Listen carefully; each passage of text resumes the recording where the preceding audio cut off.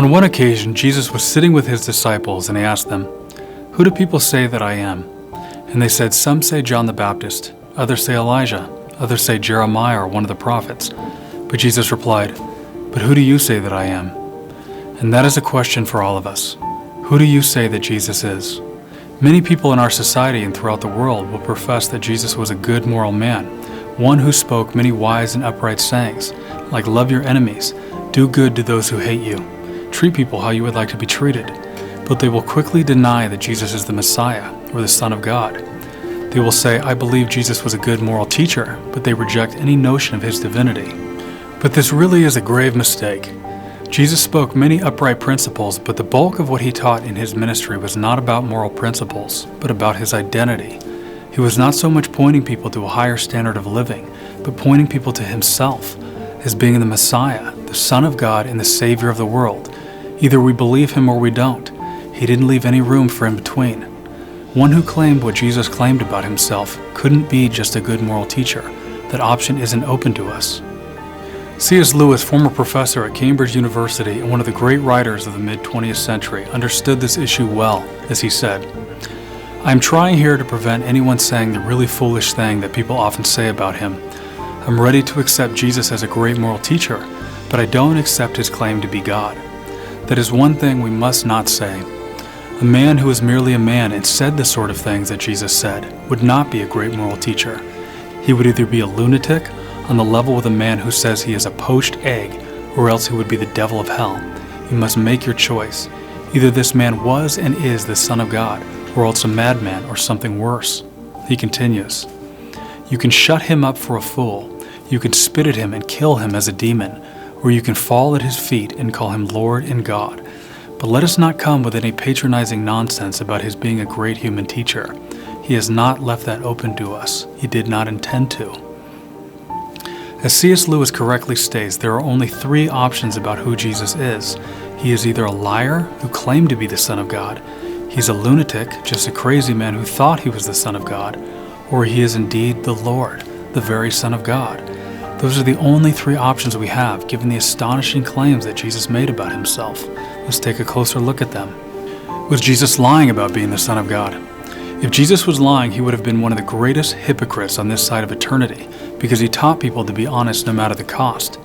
But more than that, if he was lying, he would have been one of the most evil men of history, because he taught people to trust him for their eternal salvation. What sort of man would deliberately deceive those he claimed to love, to trust their eternity to a lie? If he was lying, he would also be a great fool, because this lie would have led him to his execution, being flogged with a Roman scourge made of leather, bone, and metal, and then brutally nailed to a cross. At any moment he could have recanted of his lie and been released. But Jesus being a deliberate liar does not fit at all with what we know of him and of those who have come to know him and his teaching. When we look at the lives of those who have genuinely trusted in Jesus, we see lives changed for the better, broken relationships healed, hard hearts softened, forgiveness being extended. Alcoholics and drug addicts become sober, criminals and thugs become blessings to society. The prideful become humble, the greedy become generous. Historian Philip Schaff says this of Jesus: "This testimony that Jesus was God, if not true, must be downright blasphemy or madness, self-deception in a manner so momentous and with an intellect in all respects so clear and so sound is equally out of the question. How could he be an enthusiast or a madman who never lost the even balance of his mind, who sailed serenely over all the troubles and persecutions as the sun above the clouds, who always returned the wisest answer to tempting questions, who calmly and deliberately predicted his own death on the cross and his resurrection, a character so original, so complete, so uniformly consistent, so perfect, so human and set so high above all human greatness, can neither be a fraud nor a fiction. The poet, as has well been said, would in this case be greater than the hero. It would take more than a Jesus to invent a Jesus." How could this Jesus be a liar and a deceiver? The man who loved the poor, who embraced the lowest and outcasts of society, who showed kindness to lepers and prostitutes, to traitors and sinners, a man who blessed children and honored women in a society where both were neglected, who sought to comfort his disciples, even on the very eve of his death, who prayed for forgiveness for those who flogged him and called for his crucifixion. And even as he hung dying on the cross, he asked his disciples to care for his weeping mother. A man who lived as Jesus lived, who taught as he taught, who gave as Jesus gave, a man who laid down his life for his friends, could not possibly be a deceiver and a liar. Was Jesus then a lunatic, just a crazy person who thought he was the Son of God? But is this speculation reasonable given the many things we see in the life of Jesus? He seems to be a picture of mental health, a man who gave his life to care for people, whose teachings have reverberated throughout the centuries, bringing healness and wholeness to many. The gospel records of Jesus' life and teachings have been given to multitudes of those struggling with anxiety and depression and mental illness, and it has brought balance, clarity, and peace into their lives. A psychology professor once said to his students that all I have to do is pick up the Bible and read portions of Christ's teachings to many of my patients, and that's all the counseling they need. Jesus was a man keenly aware of his mission in life as well as his identity. He was ever proclaiming to people the good news of the gospel, pointing to himself as the path to forgiveness and salvation, and he never for the slightest moment vacillated in his pursuit of this. He had a personality that was strong and balanced, ever composed even in the face of tremendous opposition. The Jewish religious leaders did not believe he was the Messiah, and they continually sought to trap him in something he might say to arrest him and try him for blasphemy.